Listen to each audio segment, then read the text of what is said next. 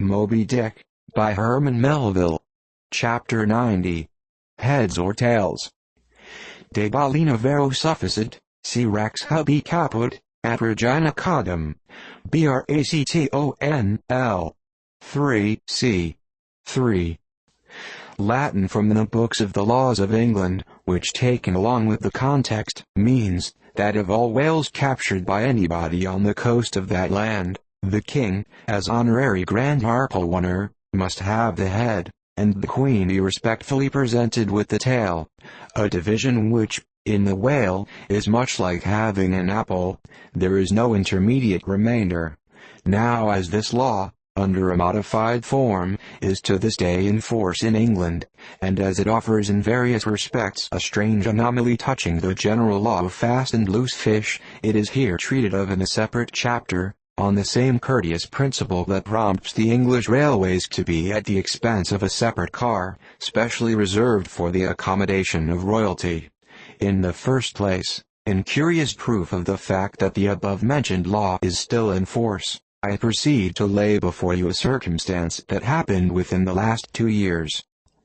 It seems that some honest mariners of Dover, or Sandwich, or some one of the Cinque Ports, had after a hard chase succeeded in killing and beaching a fine whale which they had originally descried afar off from the shore.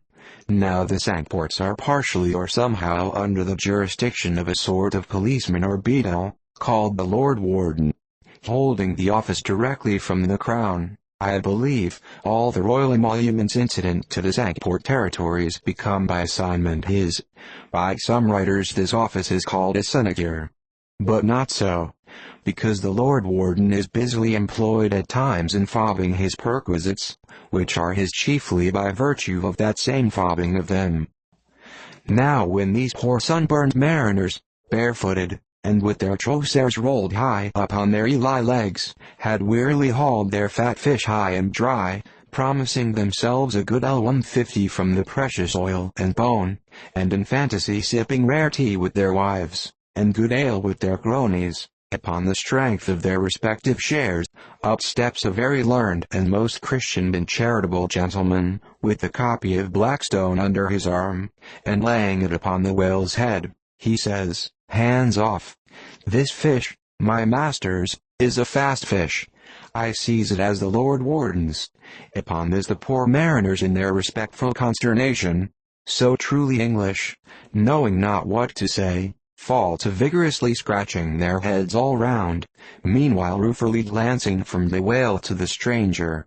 But that did now as mend the matter, or at all soften the hard heart of the learned gentleman with the copy of BRACTON. At length one of them, after long scratching about for his ideas, made bold to speak. "Please, sir, who is the Lord Warden?" "The Duke." "But the Duke had nothing to do with taking this fish?" "It is his." "We have been at great trouble, and peril, and some expense, and is all that to go to the Duke's benefit, we getting nothing at all for our pains but our blisters?" "It is his." "Is the Duke so very poor as to be forced to this desperate mode of getting a livelihood?" "It is his." "I thought to relieve my old bedridden mother by part of my share of this whale." "It is his." "Won't the Duke be content with a quarter or a half?" "It is his." In a word, the whale was seized and sold, and His Grace the Duke of Wellington received the money, thinking that viewed in some particular lights, the case might by a bare possibility in some small degree be deemed, under the circumstances, a rather hard one. An honest clergyman of the town respectfully addressed a note to His Grace, begging him to take the case of those unfortunate mariners into full consideration, to which my Lord Duke in substance replied. Both letters were published that he had already done so, and received the money, and would be obliged to the reverend gentleman if for the future he, the reverend gentleman, would decline meddling with other people's business. Is this the still militant old man, standing at the corners of the 3 kingdoms, on all hands coercing alms of beggars?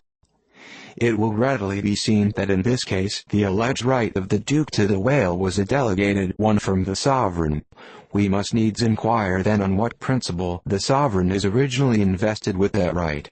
The law itself has already been set forth, but Plowden gives us the reason for it.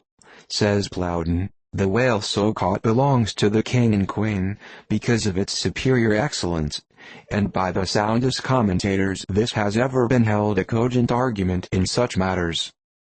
But why should the king have the head, and the queen the tail? A reason for that, ye lawyers. In his treatise on Queen's Gold, or Queenpin Money, an old King's Bench author, one William Prynne, thus discourseth, ye tail is ye queen's, that ye queen's wardrobe may be supplied with ye whalebone. Now this was written at a time when the black limber bone of the Greenland or right whale was largely used in ladies' bodices. But this same bone is not in the tail, it is in the head, which is a sad mistake for a sagacious lawyer like Prynne. But is the queen a mermaid, to be presented with the tail? An allegorical meaning may lurk here. There are two royal fish so styled by the English law writers, the whale and the sturgeon, both royal property under certain limitations, and nominally supplying the 10th branch of the Crown's ordinary revenue. I know not that any other author has hinted of the matter, but by inference it seems to me that the sturgeon must be divided in the same way as the whale, the king receiving the highly dense and elastic head peculiar to that fish, which, symbolically regarded, may possibly be humorously grounded upon some presumed congeniality, and thus there seems a reason in all things, even in law,